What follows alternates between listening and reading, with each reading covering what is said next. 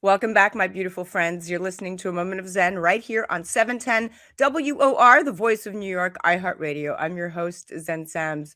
Joining me soon in our influencer segment brought to you by Navi, we are chatting with my dear friend, Rudy Bundini. Rudy is a boxer turned model who ended up on a billboard in Times Square, instantly translating to millions of devoted social media followers around the world. He's modeled for Nike, Armani, Versace, Calvin Klein, that's just to name a few. He's walked numerous runway shows, shot, oh my goodness, so many campaigns. He's been on over a dozen magazine covers and billboards. And now Rudy has turned real estate agent. He's coming on in just a few to chat New York City real estate, what drove him to shift and add on this new chapter for himself, and what type of real estate he, as a celebrity model and influencer, specializes in.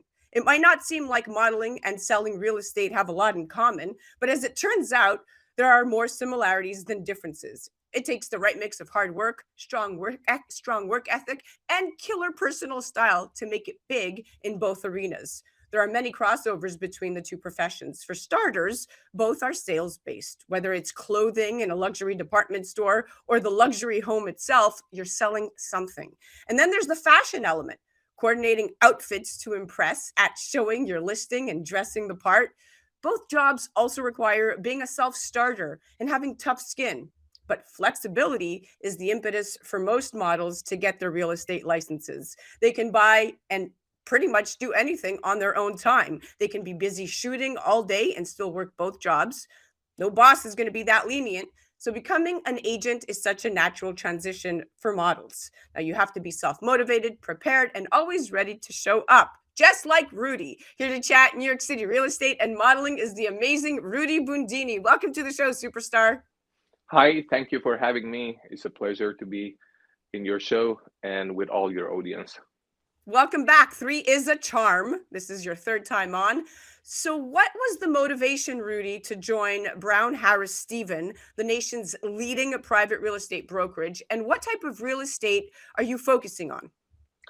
So, my reason for joining BHS was when I listened to marketing books and one of the Warren Buffett's quotes were, if you want to invest in something, invest in people. So, when I went and had a meeting with the company and met the business architecture and how it's been placed, I had a meeting with the president and Hall Walkie, and it was so phenomenal and impressive.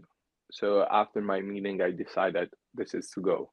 That was your calling. Well, listen, it's a great ecosystem to be part of. Brown Harris Stephen is extremely accomplished. Apartment tours, real estate tips and tricks, and brunch recommendations all can now be found on Brown Harris Stevens TikTok channel. And the brokerage launched at Brown Harris Stevens on the popular social media TikTok. That was part of its mastery of the craft, and that's a marketing campaign. So they are definitely hiring more influential people like yourself and utilizing social media to their advantage. Now, Rudy, the New York resale housing market, according to statewide data, slowed down in the third quarter of this year.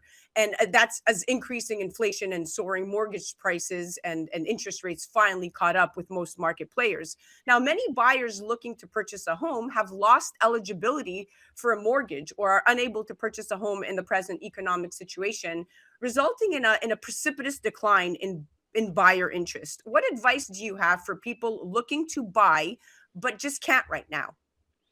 When everyone is running away from fire, run toward it.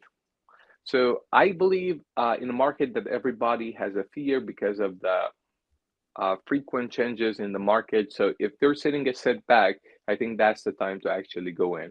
And if they have the potential to be able to, based on their budget, whatever it is, and uh, of course their interest, I think it's a good time to actually go in. But that is my personal idea. They can also make their own research, and but based on my personal idea is when they see that, I think nowadays is a good time to actually uh, apply to purchase if you're eligible for the loan, or if you, or Yes. ideally if you want to go for a cash purchase. Correct. So what you're saying is get in there because the deals still exist, especially in the tri-state area. And quite frankly, they probably exist now more than ever. Now, this is financing aside, of course. We have to assume that if you want to go in and scoop up a great deal, you're going to have to even, roll up your sleeves and be able to be really creative with your financing situation at this point because interest rates are really high. But if you have the ability, like you said, to make a cash investment or a partial cash investment, those deals, I agree, do exist, Rudy. Now, New York City has a track record of being one of the best long-term real estate investments in the US. The New York real estate market has been booming year over year. NYC home prices nearly doubled over the last decade, with supply and demand continuing to favor sellers. Prices continue to rise year over year. What areas in New York City tend to hold their value best, Rudy, in your opinion? It depends to that. So we have a fluctuate based on my experience. So sometimes the housing in Chelsea has been decreased, and so especially recently I've seen decrease of price of the on market houses that they've been on market, and they see, because they put the price based on how it has been, and they evaluate it based on the comp that has been on the record based on a few months ago. But now that it goes on the market, they see that it doesn't get enough viewers, so they have to drop the price, which is great still for the buyers to walk in at this time. Of course, if they can get their financing sorted. If they talk to I truly recommend that they talk to their banker. Sometimes they think they're not being qualified, but if they're creative with financing, I think they can find a way. For sure, specifically, there's some areas in New York City, like for instance, the Upper East Side, that tends to hold great value for 2 and 3 bedrooms and family oriented buyers versus something, like Soho, where you have more lofts. They hold their value extremely well for the artist, the creative, the live home, the live work situation. So you definitely have pockets, and according to, like you said, personal interests and personal styles, you definitely have those pockets that hold value best based on individual expectations. Right. Now, among metropolitan areas, Rudy, the New York City metro remains the country's largest real estate market by value.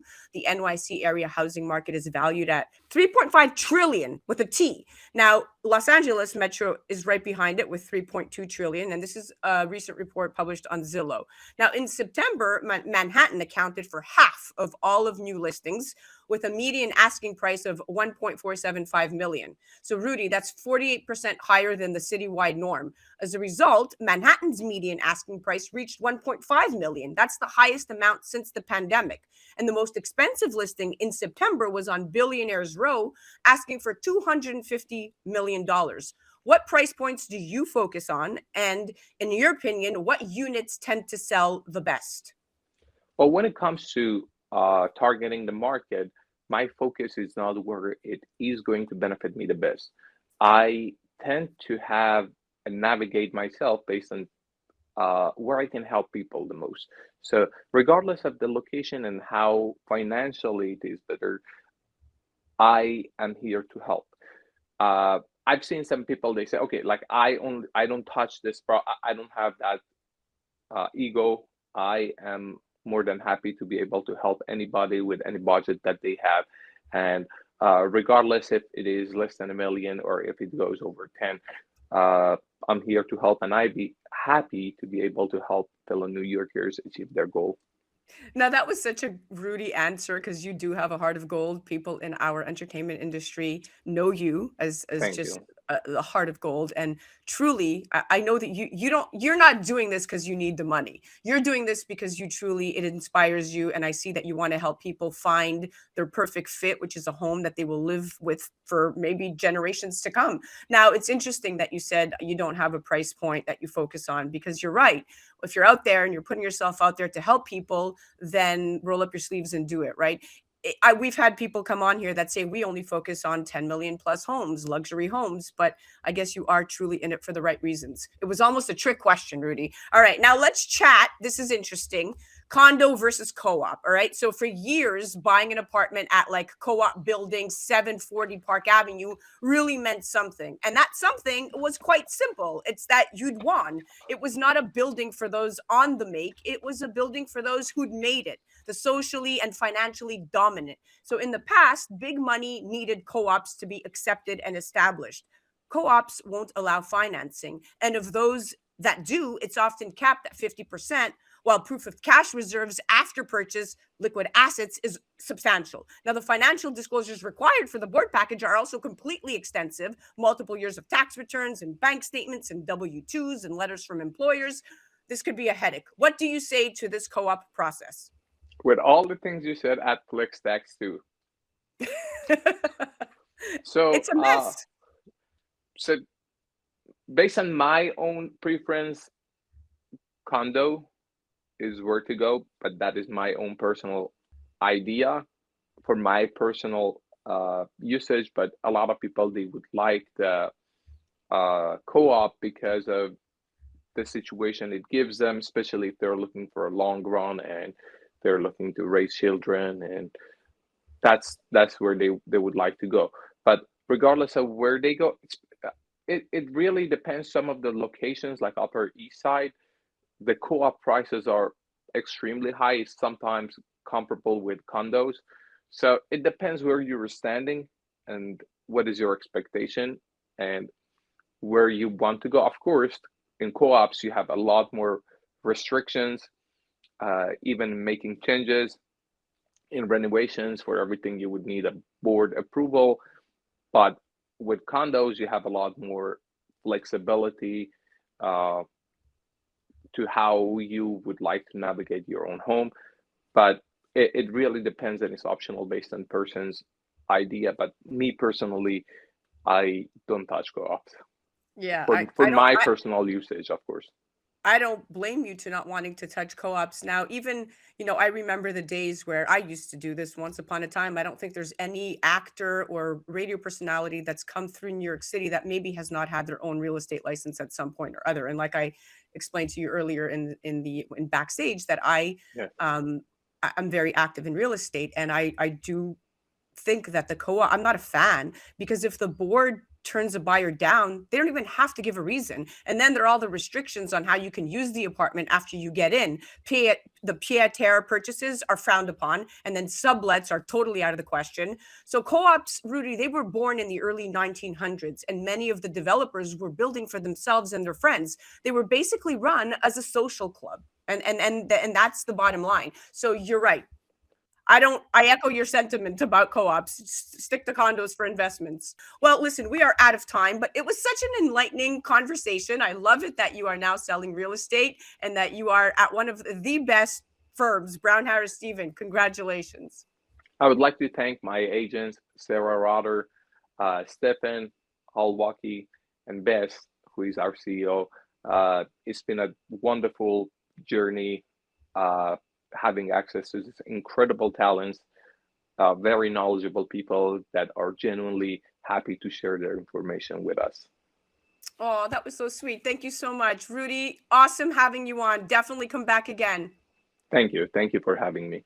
That was our influencer segment brought to you by Navi, and that was the amazing Rudy Bundini. Definitely check him out on his Instagram handle at Rudy Bundini and at Brown Harris Stevens, and head directly to their website, bhsusa.com/New York City. You're listening to A Moment of Zen right here on 710 WOR, the voice of New York, iHeartRadio. We'll be right back after this.